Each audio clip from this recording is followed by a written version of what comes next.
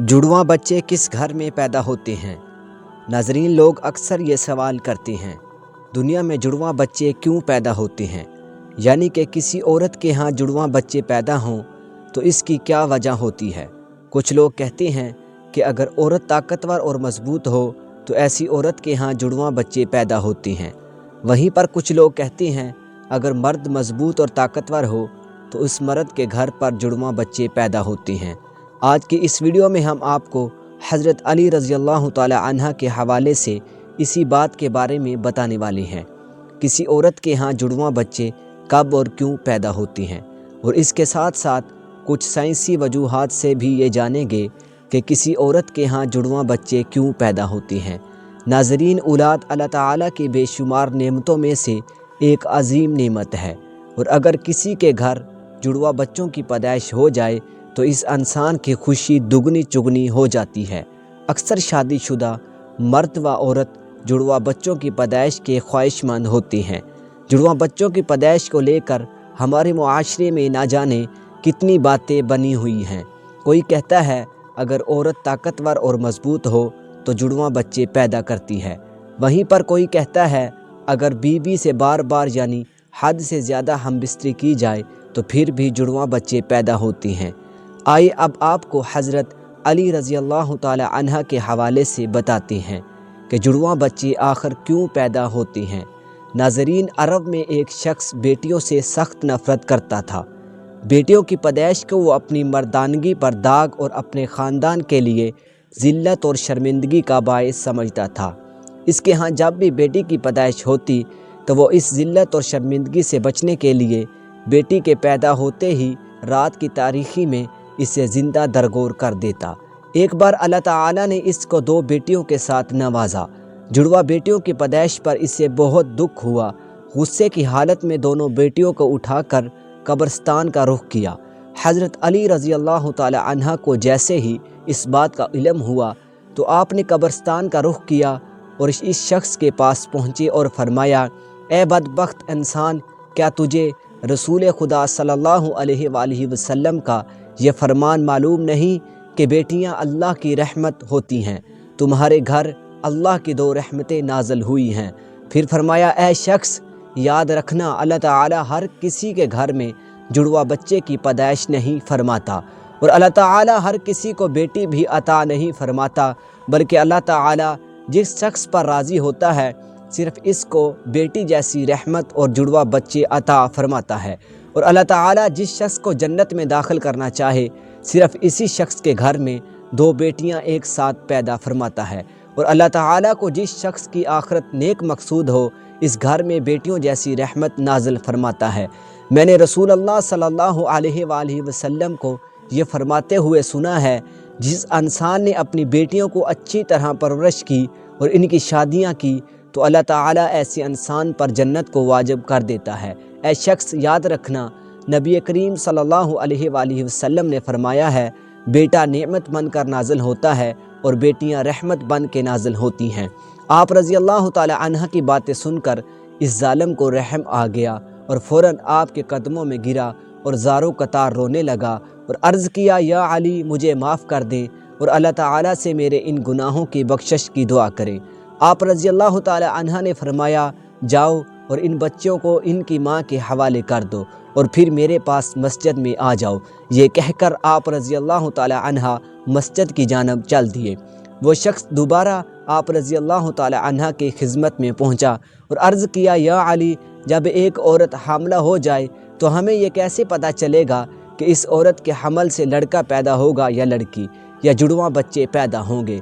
तो हज़रत अली रज़ी अल्लाह ताला अन्हा ने फरमाया, ऐ शख्स, इस बात को अल्लाह ताला के सिवा कोई नहीं जानता, क्योंकि गायब का इल्म सिर्फ़ और सिर्फ अल्लाह ताला के पास है। ऐ शख्स, अगर कोई गायब के इल्म का दावा करे तो वो झूठा और मुशरिक है और इसका ठिकाना जहन्नम की भड़कती हुई आग है। इसके बाद आप रज़ी अल्लाह ताला अन्हा फरमाते हैं, मैं तुम्हें एक निशानी बताता हूँ जिससे तुम्हें पता चल सकता है कि इस औरत के यहाँ लड़का पैदा होगा या लड़की, या फिर जुड़वां बच्चे पैदा होंगे। ऐ शख्स, याद रखना, जब कोई मर्द अपनी औरत के करीब जाए और इससे हमबिस्तरी करने लगे तो वो देख ले कि अगर मर्द की मनी औरत पर गालिब आ जाए तो समझ लेना کہ عورت اس حمل سے لڑکا پیدا کرے گی، اور اگر عورت کی منی مرد کی منی پر غالب آ جائے تو لڑکی پیدا ہوگی، اور اگر مرد اور عورت دونوں کی منی ایک دوسرے کے سامنے آ جائے تو جڑواں بچے پیدا ہوں گے۔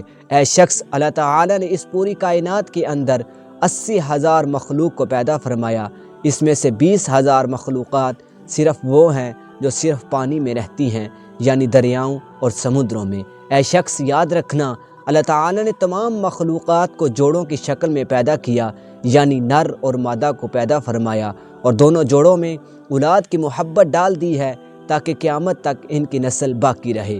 اور دوسری 80,000 مخلوقات میں سے ایک مخلوق اللہ تعالیٰ نے ایسی بنائی ہے جو اس زمین پر رہتی ہے، جو کہ انسان ہے، اور اللہ تعالیٰ نے انسانوں کے اندر بھی نر اور مادہ کو پیدا فرمایا ہے۔ ناظرین، اس پوری کائنات میں صرف اور صرف اللہ تعالیٰ کی ذات ہے جس کا نہ کوئی باپ ہے اور نہ ہی جس کی کوئی اولاد ہے، اور اس کا کوئی ہم سفر نہیں۔ کائنات کی تمام مخلوقات کا صرف وہی خالق اور رازق ہے۔ اللہ تعالیٰ فرماتے ہیں، غیب کا علم صرف میرے پاس ہے، یہ میں جانتا ہوں کہ عورت کے پیٹ میں ہونے والا بچہ لڑکا ہے یا لڑکی، اور میں جسے چاہوں بیٹا عطا کرتا ہوں اور جسے چاہوں بیٹی عطا کرتا ہوں، اور جسے چاہوں جڑواں بچے عطا کرتا ہوں، اور جس کو چاہوں اولاد جیسی نعمت سے مرحوم رکھتا ہوں، یعنی کہ بانجھ بنا دیتا ہوں۔ مسجد میں موجود تمام لوگ یہ منظر دیکھ رہے تھے کہ اتنے میں ایک شخص کھڑا ہوا اور عرض کیا، یا امیر المؤمنین، میرا بچہ اکثر بیمار رہتا ہے اور ہر وقت روتا رہتا ہے، بہت علاج کروایا مگر کوئی فائدہ نہیں ہوا، آپ ہی مجھے بتائیں کہ میں آخر کیا کروں؟ تو حضرت علی رضی اللہ تعالی عنہ نے فرمایا، اے شخص، تم اپنی بیوی سے کہو ہر روز اس کے ماتھے پر ہاتھ رکھ کر ایک بار سورہ فاتحہ دم کرے، کیونکہ میں نے رسول خدا صلی اللہ علیہ وآلہ وسلم سے سنا ہے کہ سورہ فاتحہ میں ہر بیماری کا علاج ہے۔ پھر فرمایا، اگر تم مردے پر 70 بار سورۃ فاتحہ پڑھ کر دم کرو اور وہ کھڑا ہو جائے تو تعجب نہیں کرنا، کیونکہ اس صورت میں اسم اعظم ہے۔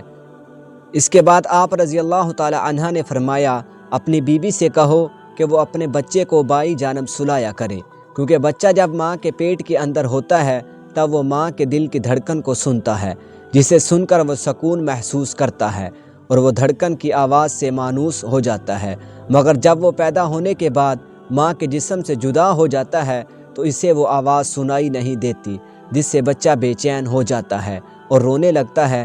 اسی لیے اگر عورت بچے کو بائیں طرف سلائے گی تو وہ ماں کے دل کے قریب رہے گا اور دل کی دھڑکن کو محسوس کرتا رہے گا اور سکون سے رہے گا۔ اب ناظرین، آپ کو سائنسی تحقیق کے حوالے سے چند حقائق کے بارے میں بتاتے ہیں کہ آخر سائنس اس معاملے میں کیا کہتی ہے، یعنی کہ جڑواں بچے کیوں پیدا ہوتے ہیں۔ ناظرین، حال ہی میں جڑواں بچے پر کیے گئی ایک تازہ سروے میں بتایا گیا ہے کہ جڑواں بچے 2 قسم کے ہوتے ہیں۔ پہلی قسم کے وہ بچے جو ہو بہو ایک جیسے لگتے ہیں، یعنی کہ دونوں کی شکل ایک جیسی ہوتی ہے، اور دوسری قسم کے جڑواں بچوں کی شکل و صورت میں کافی فرق ہوتا ہے، جن کی شکل آپ میں تو کیا بالکل گھر کے کسی فرد سے بھی نہیں ملتی۔ جڑواں بچے پیدا ہونے کے اس سروے میں سب سے بڑی وجہ یہ بتائی گئی ہے کہ جس عورت کا باڈی ماس انڈیکس بڑھ جاتا ہے تو ایسی عورت کے ہاں جڑواں بچے پیدا ہوتے ہیں، یعنی باڈی ماس انڈیکس 30 یا اس سے زیادہ ہو جائے تو پھر ایسی عورت کے ہاں جڑواں بچے پیدا ہونے کا امکان کافی حد تک بڑھ جاتا ہے۔ دوسری وجہ اس سروے میں یہ بتائی گئی ہے کہ اگر کسی فیملی کی ہسٹری میں جڑواں بچوں کی پیدائش ہو تو اگلی نسل میں جڑواں بچے پیدا ہونے کا امکان 60% تک بڑھ جاتا ہے۔ اس سروے میں جڑواں بچے پیدا ہونے کی تیسری وجہ جو بتائی گئی ہے وہ یہ ہے کہ وہ عمر رسیدگی ہے، یعنی عمر کا زیادہ ہو جانا۔ سائنس کہتی ہے کہ اگر ماں کی عمر 30 سال سے زیادہ ہے تو اس کے حمل ٹھہرنے کی صورت میں بھی جڑواں بچوں کی پیدائش کے امکانات بہت زیادہ ہوتے ہیں۔ اس کی وجہ یہ ہوتی ہے کہ 30 سال سے زیادہ عمر کی عورت میں 1 سے زیادہ انڈے خارج ہوتے ہیں۔